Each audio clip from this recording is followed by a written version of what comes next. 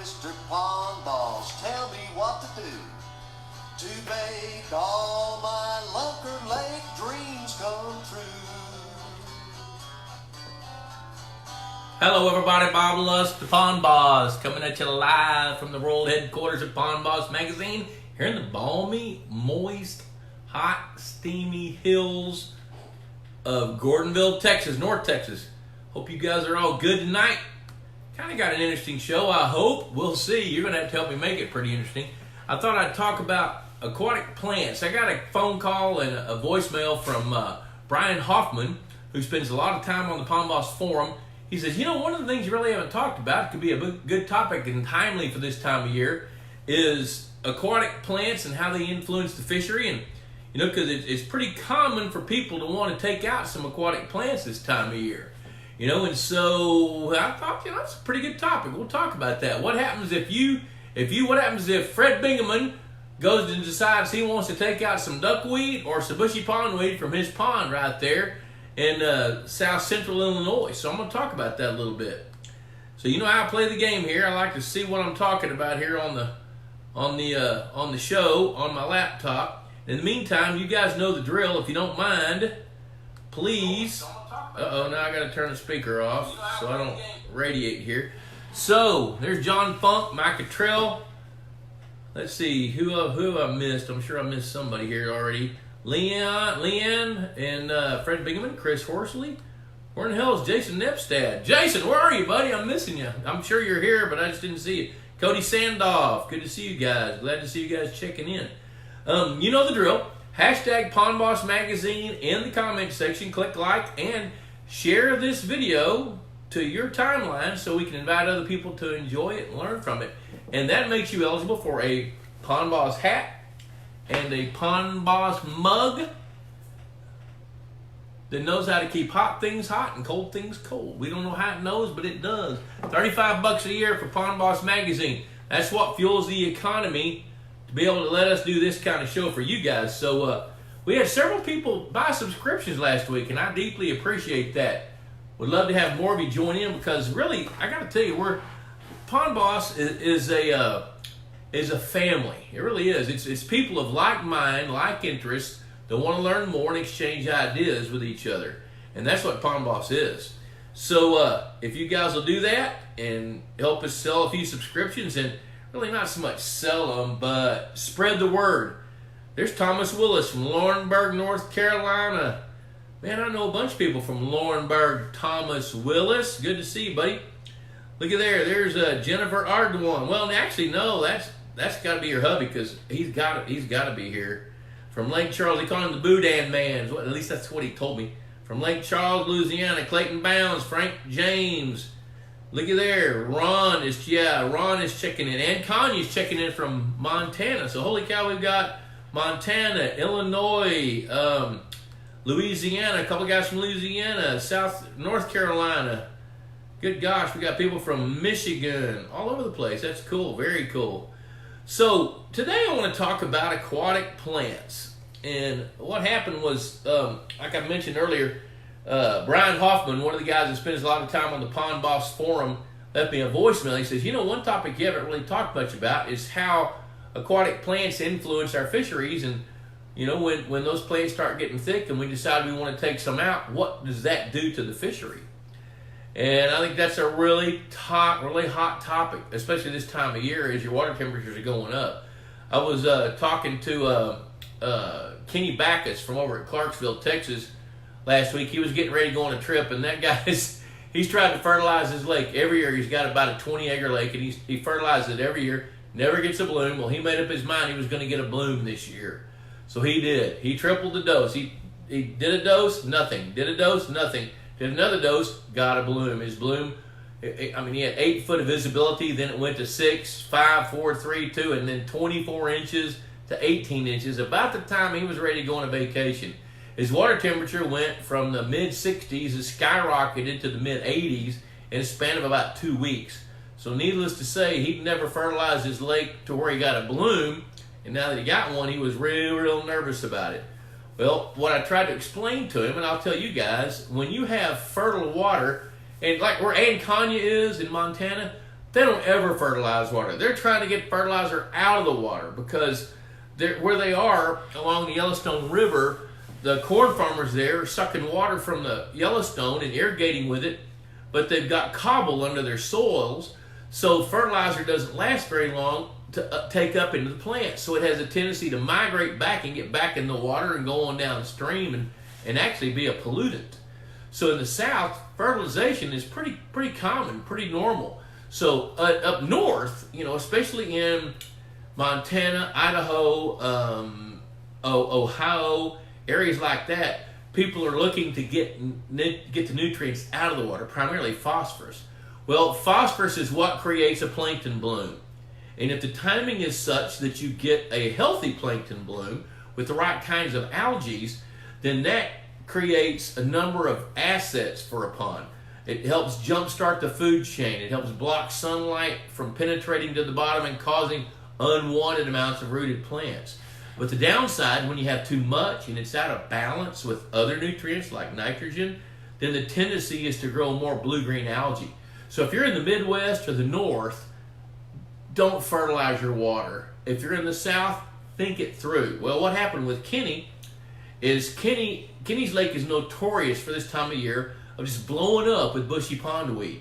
Well, when he finally got a plankton bloom, he noticed that there were areas where the bushy pondweed normally grew that it's not growing there now.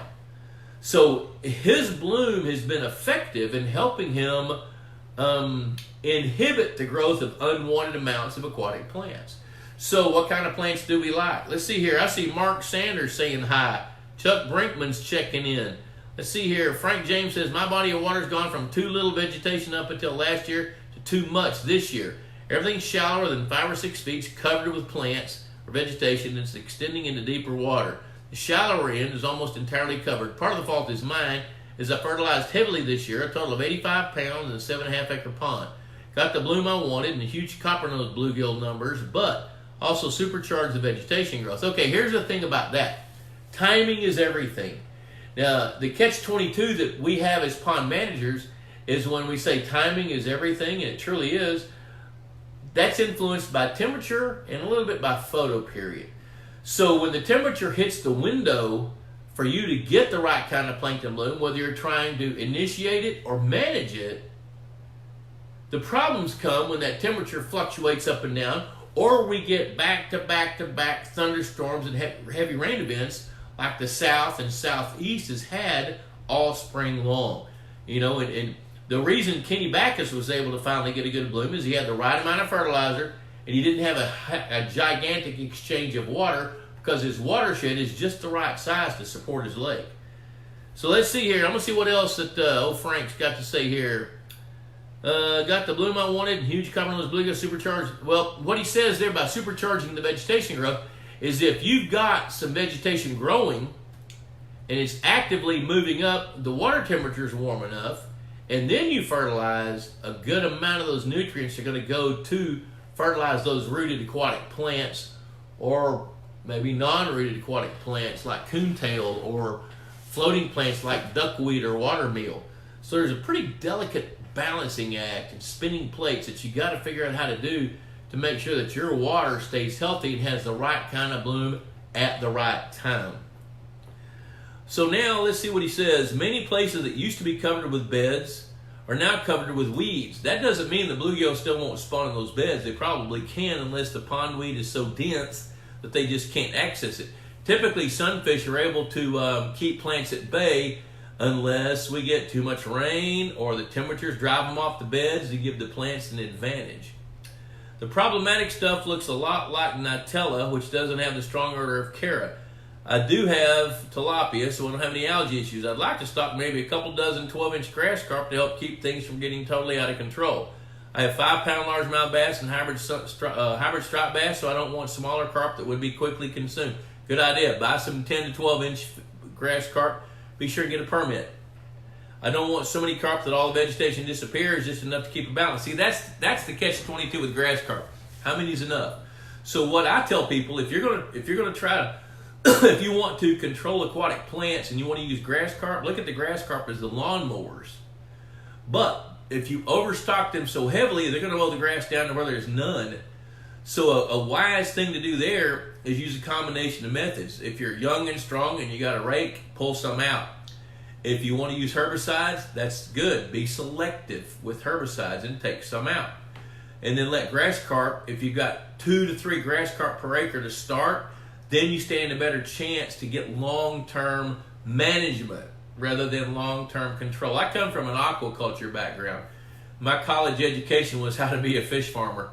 Well, fish farmers, they don't like vegetation in their ponds because it inhibits reproduction, it inhibits harvest, it inhibits, and they take up all the nutrients you want to convert to fish flesh.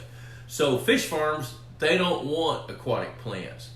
But when you're managing multi-species of game fish, sport fish, and predator fish, and their bait fish, aquatic plants are a good thing. Now, how much is enough?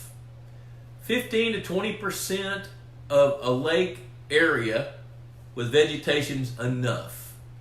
Now, how much is too much? Well, if somebody calls me and they say I've got too much aquatic plant, too much moss, they're probably right, because it's inhibiting their enjoyment of the lake. But biologically, as long as there's not much more than 35% coverage, that really doesn't affect the biology of the fishery. But if it gets much beyond 35% coverage, and I'm talking about the bottom of the pond with plants that don't even manifest themselves at the surface necessarily, if you've got 35% to 50%, now it's inhibiting the fishery because the bait fish have so many places to hide that the predator fish can't get at them. And it kind of depends on the plants too. I remember, I guess this was back in 1986. Woo, long time ago.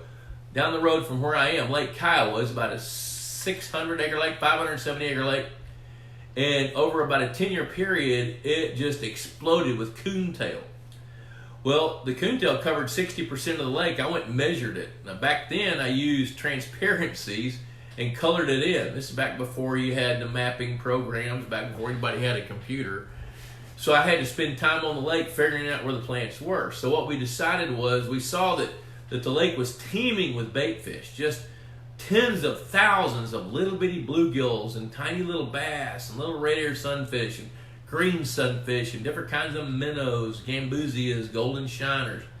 But the bass were skinny. And the reason they were skinny is they could not get to the bait fish.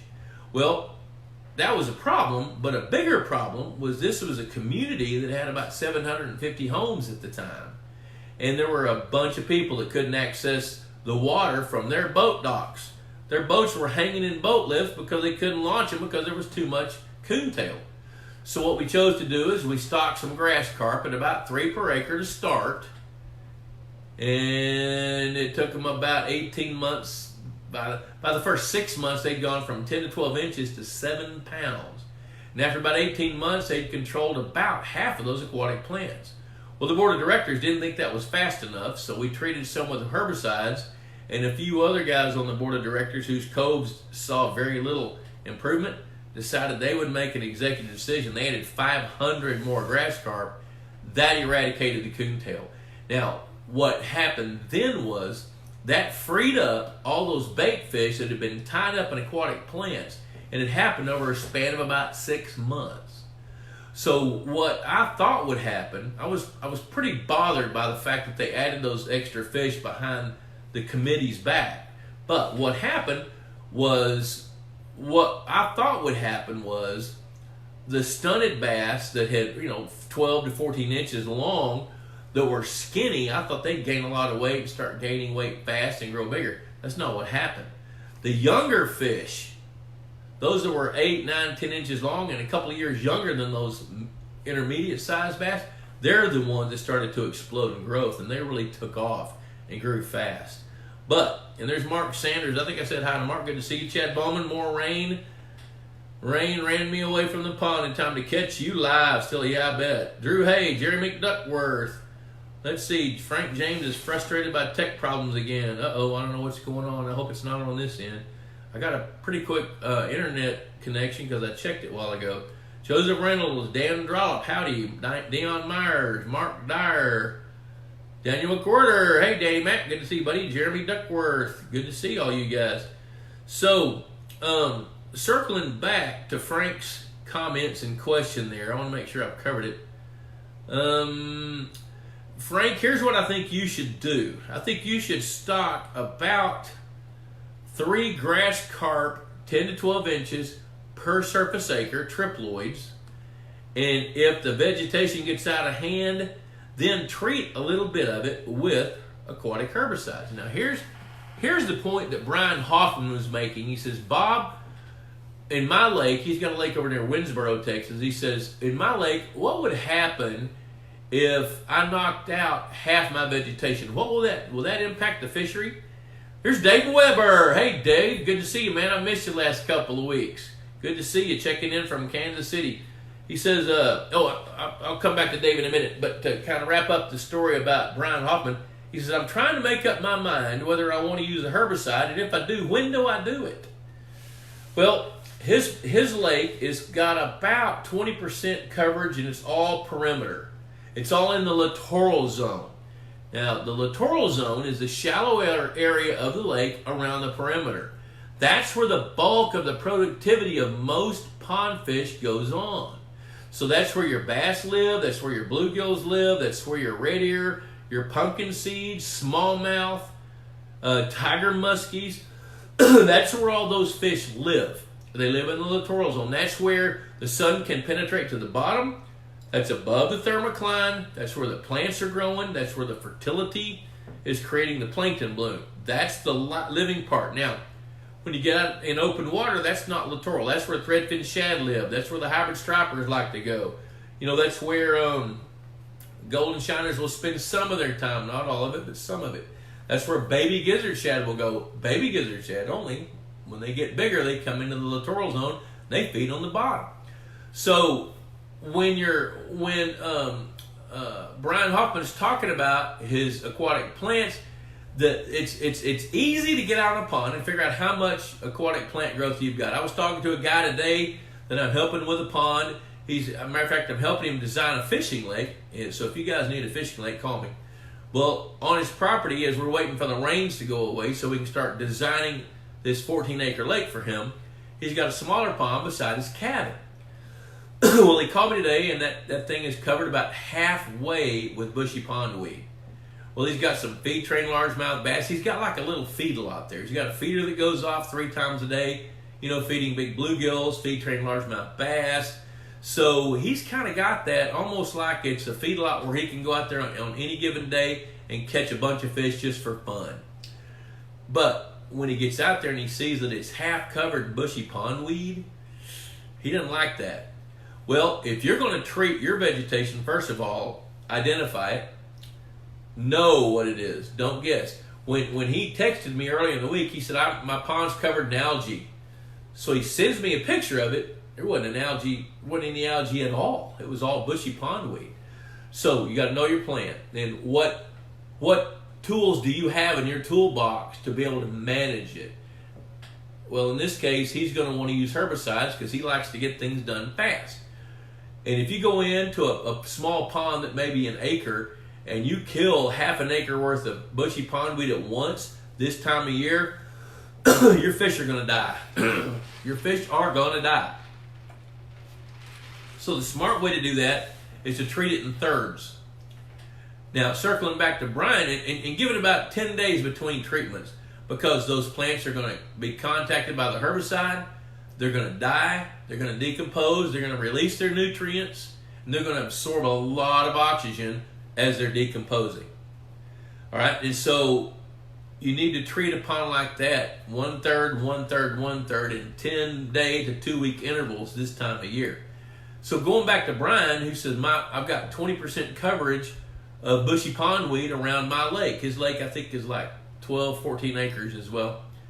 And he says, if I treat it in the areas adjacent to my bluegill beds, do you think that will inhibit survival rates of my newly hatched bluegills? Absolutely, yes, it will. So if you've got too much aquatic plant growth and it's bugging you, of course, you want to get rid of it in the areas that are most used by humans. But those other areas where you're not climbing in a boat or wading out or swimming or whatever, those areas where you're not doing all that, that might be a better area. But I tell you what I would do: go out and investigate and see. Do you have bluegill like Frank James? Listen to me, buddy. If you're going to treat some plants and you want to get them off the spawning beds, treat a small area where your spawning beds are. Kill the plants only over the spawning beds, but leave those plants adjacent to the spawning beds, so that when your bluegills spawn again this summer, the babies have a place to go, migrate in for safety into those plants. Don't do a wholesale knockout of those plants. So Brian's whole point that he wanted me to talk about is there are areas in your lake where plants are very important, where they're the nursery ground for newly hatched fish.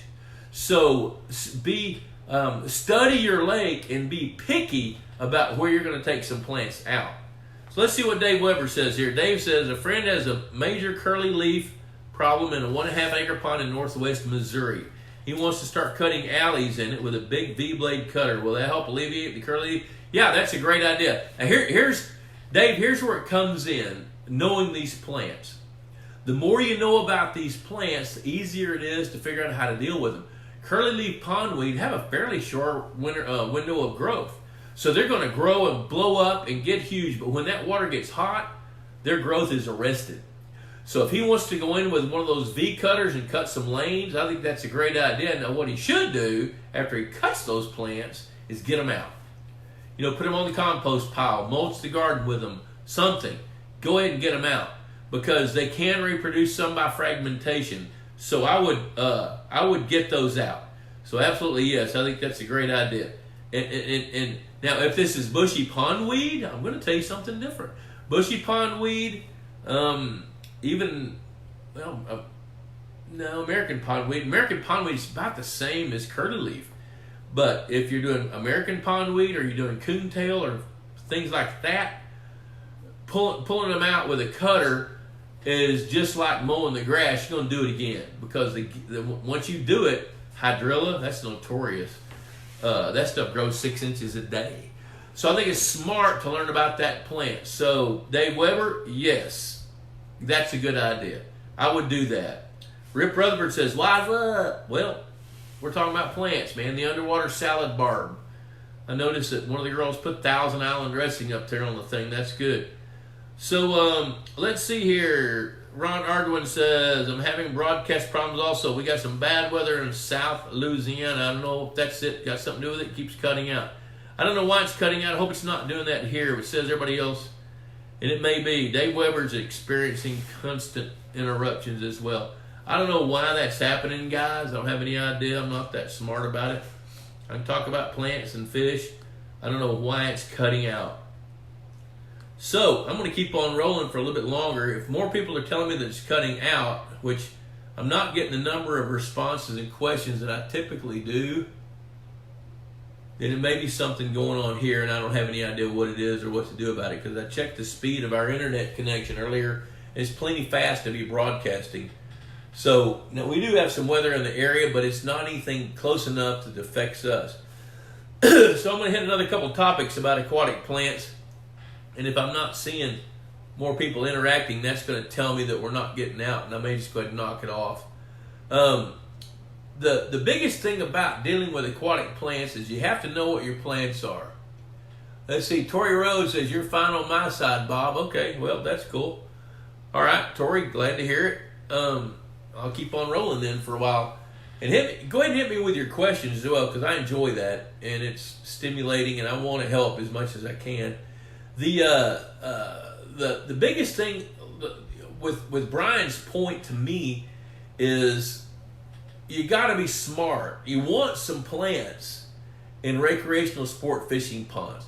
Now, you also got to remember you want diverse habitat. You don't want plants just to be it, or you'd have a problem like Lake Kiowa had back in the late 80s.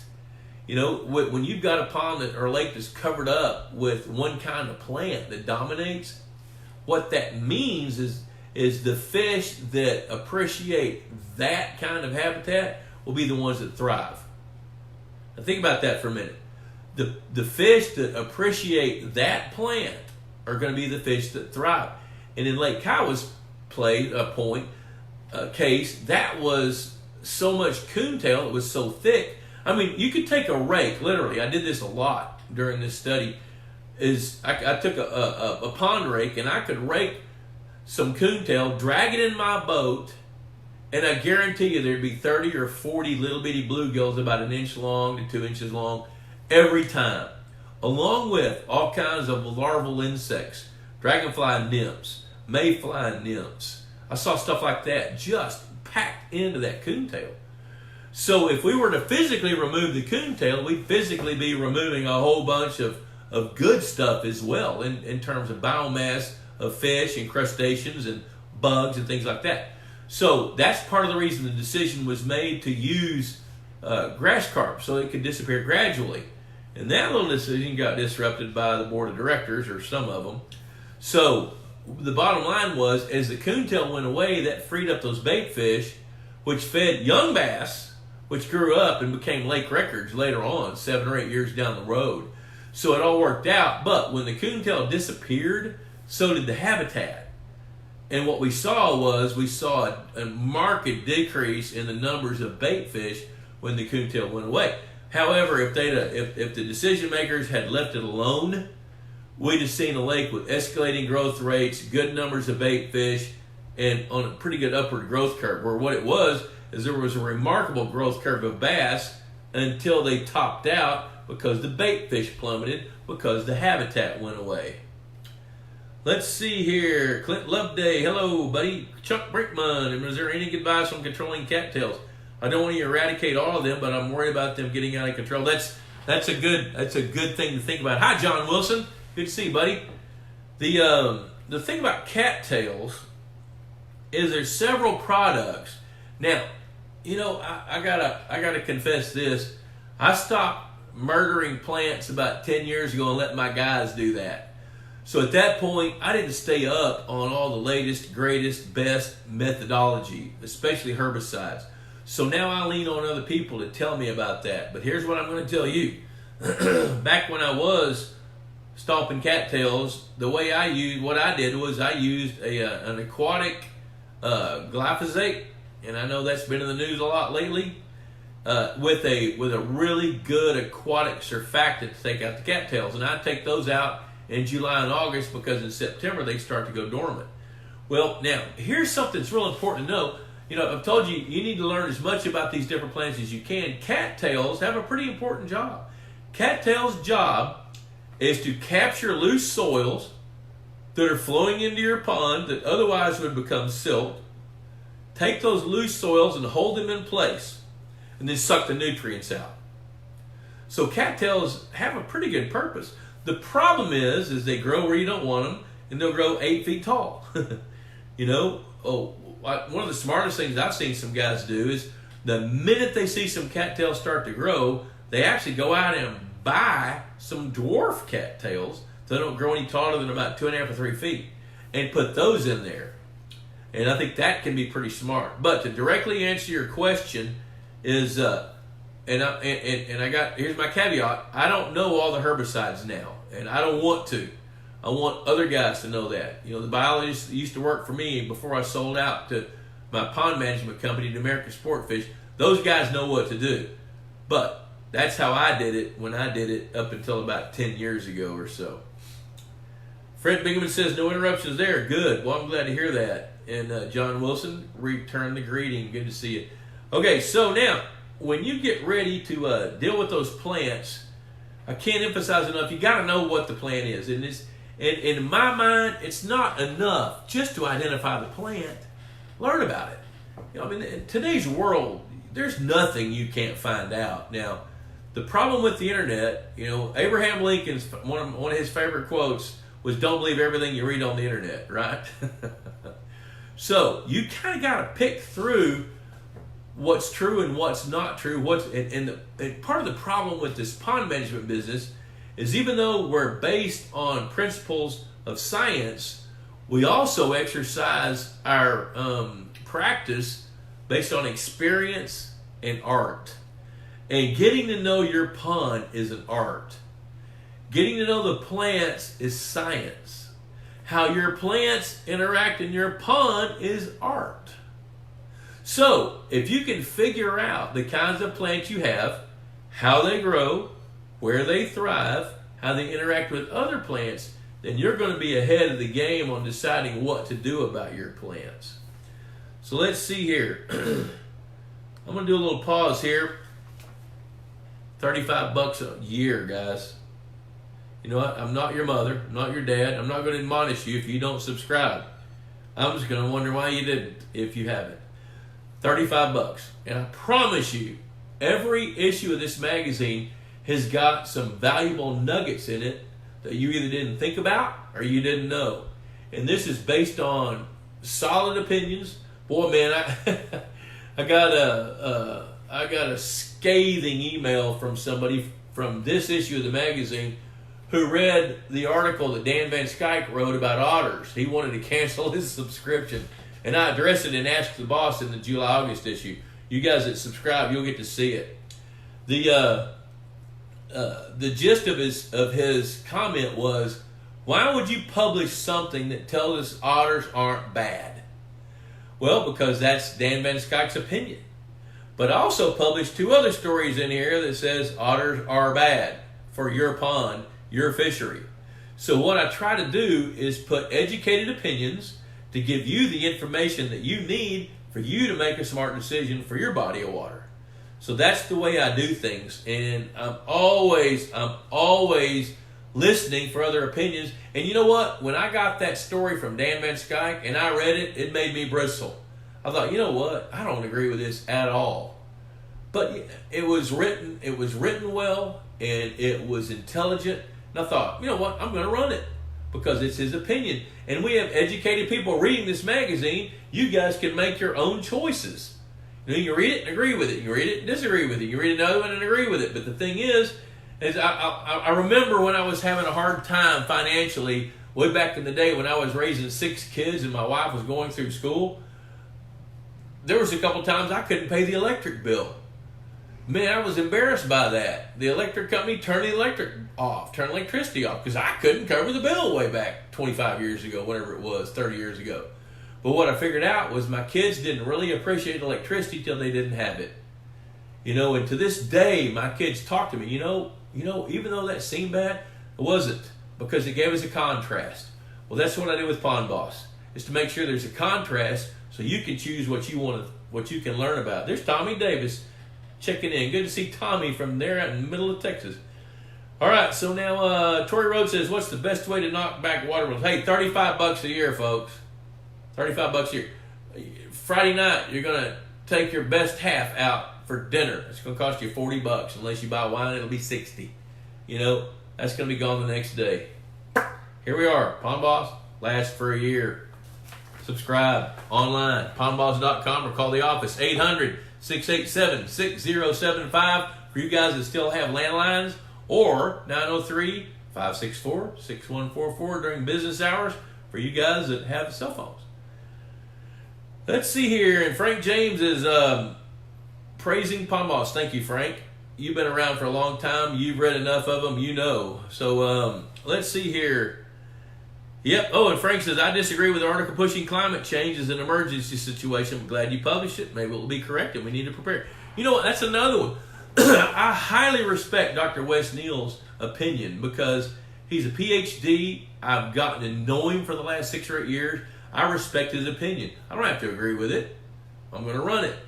You don't have to agree with it, but you ought to read it. So you get that contrast of not having electricity or having electricity. You guys hear what I'm telling you. You get it. So, Tory Road's best way to knock back water willows. You know, I don't know. It goes back to, I would call my local pond management company and talk to them about it. Here's the catch with water willows.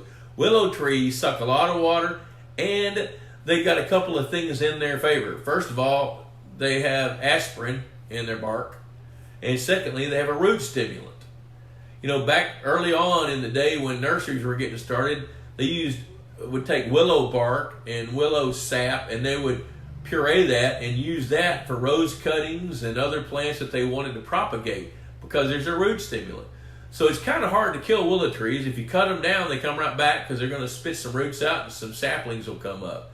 But I do know there's herbicides for that. I just don't know what it is because I don't deal with that anymore. But the biggest point I want to make with you is learn those plants, learn the impact. Willow trees in East Texas, Alabama, Arkansas, they may not be that big a deal around the pond, but you get about 90 miles west of me, where the rainfall drops, and a willow tree that's full grown is using 100 gallons of water a day. The water has a lot more value than that willow tree does, so out it goes. And I know with my little catfish pond, when willow trees started sprouting up around it, I would take my tractor down there, we'd wrap a chain around those little bitty willow trees and pull them out by the roots, because I didn't want to use any herbicides on them. That's how I did it. But those were, little bitty willow trees as well. So, let's see. Anybody else got anything? Make sure I haven't missed anything so far. Nope, I think I've got everything so far. But I never know till at the end. Oh, I want to tell you something else. And Ron Ardoin's on here. And I mentioned this last week. Since about 2004, I've been thinking about some things.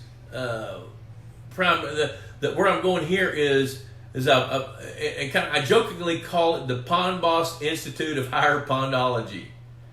And as I kind of started to develop that idea back in 2004, I thought, you know what, Debbie and I have a pretty cool property out here. It would be wonderful if we could share that with people and share knowledge and bring people to a deeper level of knowledge about how to manage ponds and lakes.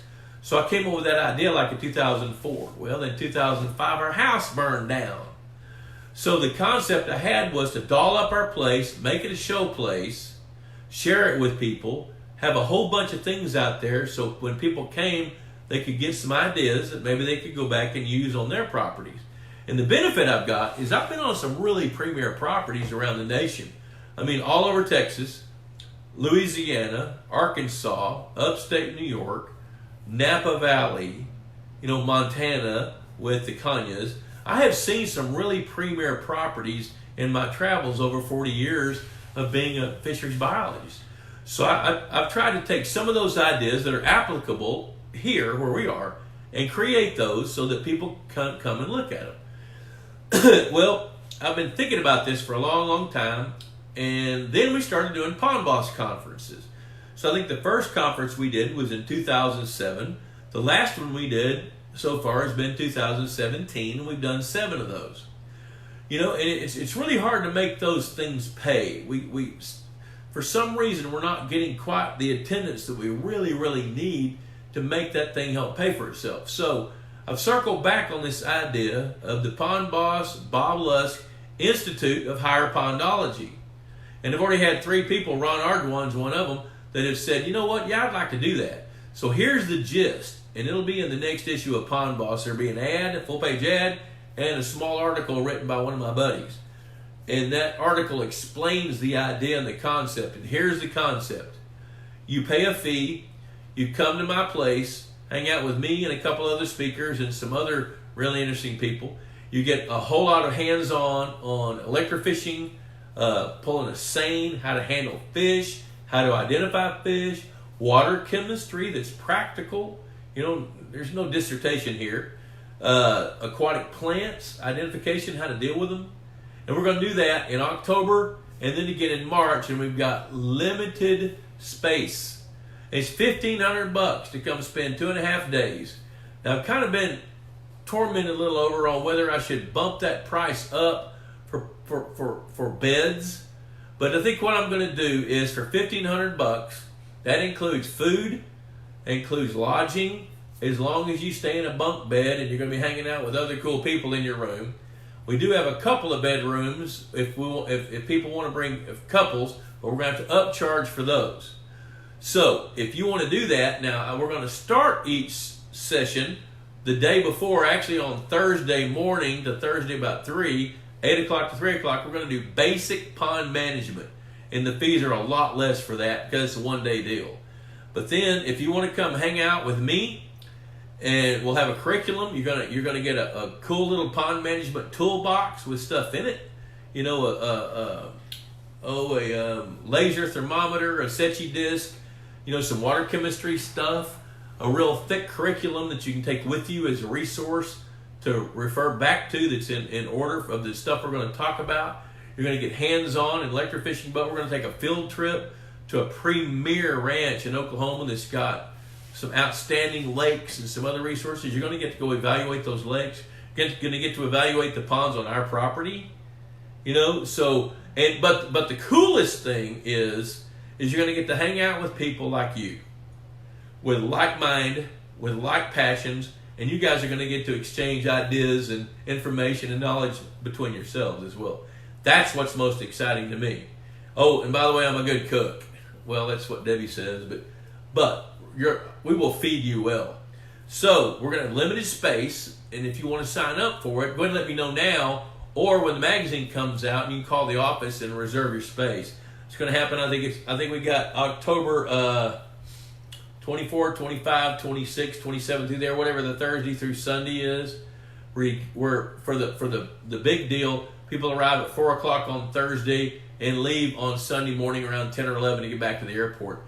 And then the basic pond management will be Thursday from like 8 until about 3. Now, if you want to do both, you can do both. That's fine. Then we're going to do it again on April 2, 3, 4, 5 next spring.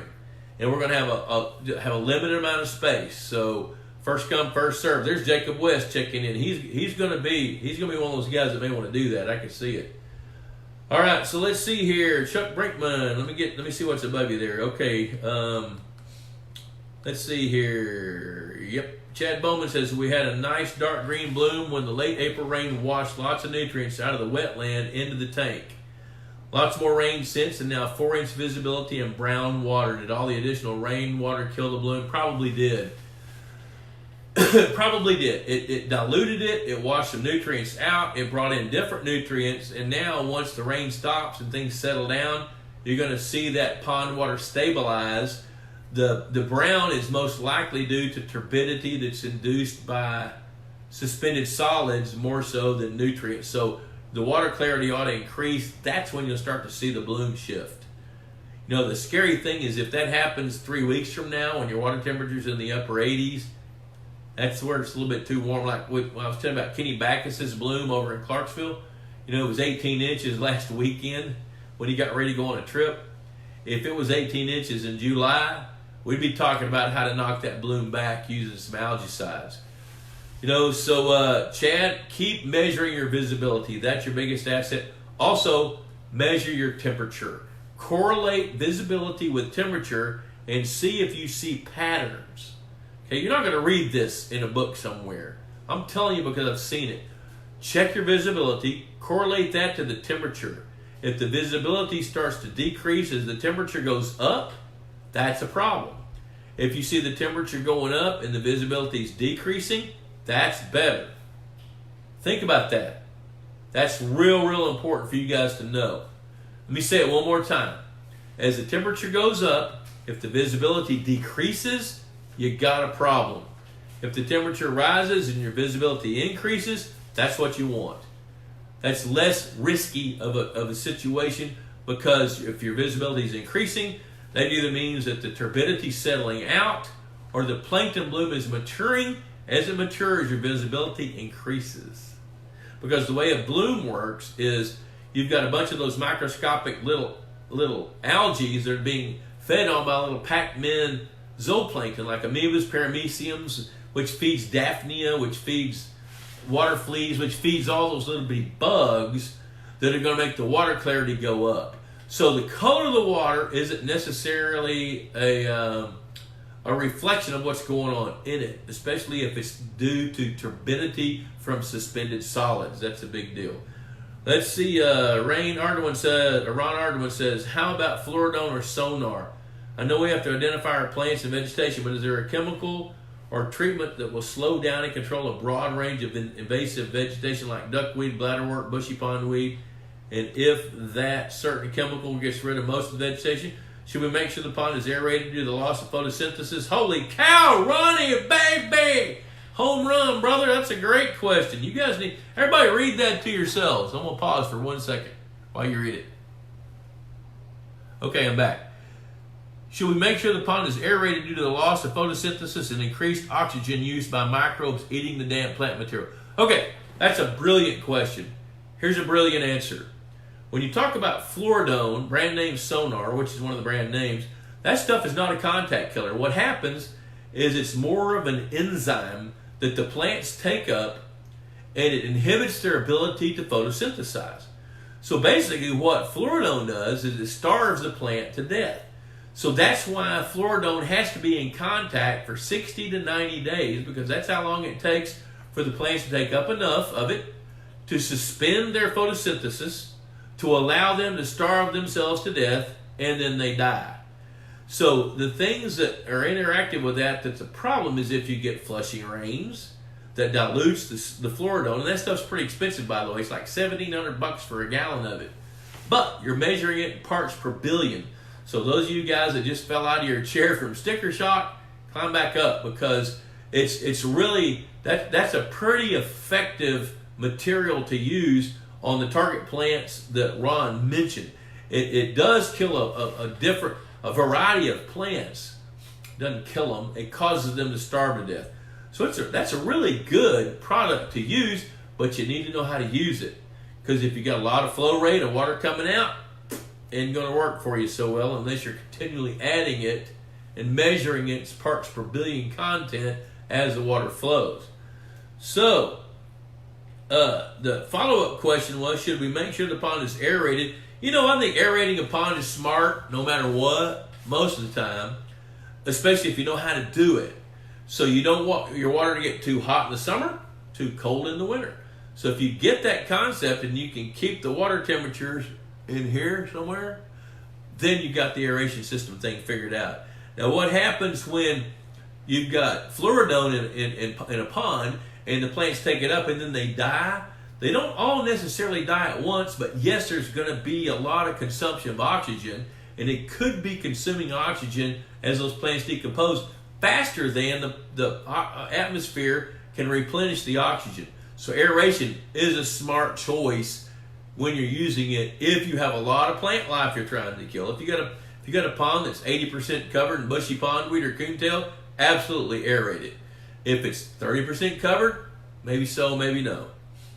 Chuck Brinkman, my daughters want to thank you for the article with their picture in it. I can't tell you how excited they were to see it. Thanks again, you bet. You know what? When guys like you, Chuck, send me cool pictures, especially and tell the story about the picture, I love to put that out there because, you know, I mean, I'm a fisheries biologist, but what really makes this thing click is we all have ponds for different reasons, and the majority of the reasons is so we can enjoy them. You know, and when there's guys like Chuck Brinkman out there and Dave Weber, guys like that are sharing with other people, you know, to me, that's what matters. That's significant. So let's see here. I want to scroll on down here a little bit, see what we got. All right, Landon Wyatt checking in. He says, I'm a great cook. He got to eat some of my food there in North Cackalack. Good to see you, man. Glad you're checking in. By the way, hey, Landon Wyatt is a stud. He's with Aquafix. And matter of fact, you know what, Landon? Put your website down. Natural Lake Biosciences. And Landon is a brilliant microbiologist that understands microbes and how they impact the water. So if you really want to learn more about how your water works microbiologically, which, you know, don't shake your head at me, do this. You really do want to learn that kind of thing. Check out Landon. Put your website up. You guys go check out Landon's website. That'd be good. All right. Let's see it. Debbie Dobbs Lusk. I know her. I sleep beside her sometimes when she lets me. She's my woman. All right, let's see. There's David Schneiderman checking in. I think David's going to come to that conference. I got to see him last week. If you're looking for a doc, David Schneiderman is Easy Docs of Texas, and he represents several different companies with docs and things like that. So check him out. Look at there. There's Luke Leisner from Cannon Feeders. You know what? Cannon Feeders, they advertise in Pond Boss. Let me see if I can find it in here. Show you guys this. This is pretty cool. Bear with me while I scroll through here if I can find it here. I don't want to take up a whole lot of time when I don't know where I'm looking, but here, let me see here. Here it is, page 8, I think. Well, you know what? Cannon Feeders are really good stuff. And I also love Texas Hunter Feeders. They're a sponsor of this show, But there's some really good stuff going on out there. You guys check it out. Matter of fact, there we go. Landon put his website up. Good stuff. Let's see, and good to see Luke. I'm glad you're there. Craig Dixon got a good crop of coontail growing in the 5-acre pond in Tulsa. All the rain is delayed treating it by 4 weeks. I totally get that, man. You guys, Tulsa's now a rainforest. Holy cow. When the flooding rains first started, I was headed up to Missouri for a couple of days. So on the Monday when the rains really kicked in, which was, I guess, 2 weeks ago, I was ahead of it. And then when I turned around the next day to come back, I got behind it. And I was stunned at just in that span of time, over about 40 hours, how much the Arkansas River had risen, how much even the Canadian River had risen, all that, man. It's amazing. So I kind of feel your pain there, buddy. Let's see here. Frank James says, sorry to be off topic, but are there feeders that can handle really large food pellets designed for largemouth bass and hybrid striped bass? Well, you know what? That cannon feeder sure can. So you need to check those guys out, and they'll tell you all about it. They can handle that. And that's actually been a drawback to the marketing of the largemouth bass food that Purina makes. And, you know, I've got to do a little shout out for Purina because they have been working on fish food since, I first met those guys seriously in 1995. So that was, 24 years ago. And they're continually working to improve fish foods. They've even got small projects going on now where they're feeding hybrid sunfish just to check their body fat, liver function, and how well they're converting the feed. So they're continually trying to improve the fish food. When Mark Griffin invented